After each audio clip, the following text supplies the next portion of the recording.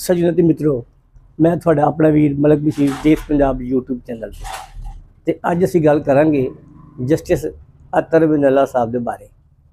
Justice अतर मिनल्ला ने बार नाल खिताब करदे होए आख्या वा ते ओह जरा तुसीं सुनो। आइन की बालादस्ती नहीं है, कानून की हुक्मरानी नहीं है, यहाँ पे इलीट कैप्चर है। आज़ादी इजहार आज नहीं, सियासी ख्यालात या कोई तनकीद भी करता है उस पे भी पाबंदी है।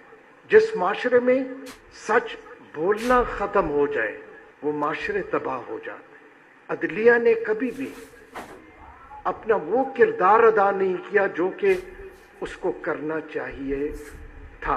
कोई भी इदारा, कोई भी हुकूमती ओहदेदार किसी पॉलिटिकल इंजीनियरिंग नहीं करेगा। आइन के तहत गवर्नेंस होगी तो वही वे सच जिन्ना मर्जी तुसीं लुको लो, जिन्ना मर्जी जबर कर लो, सच ने एक दिन ना सामने आना ही हुंदा है। यह गल इमरान खान कहंदा सी, हकीकी आज़ादी, हकीकी जमहूरीयत ते अदलिया की बहाली ते यकसा निज़ाम तलीम। अज वो गल्लां जस्टिस अतर मिनल्ला तो लैके एक आम आदमी की ज़बान ते आ गई ने ते ही इज़ कॉल्ड ए शऊर। इनू शऊर कहते हैं।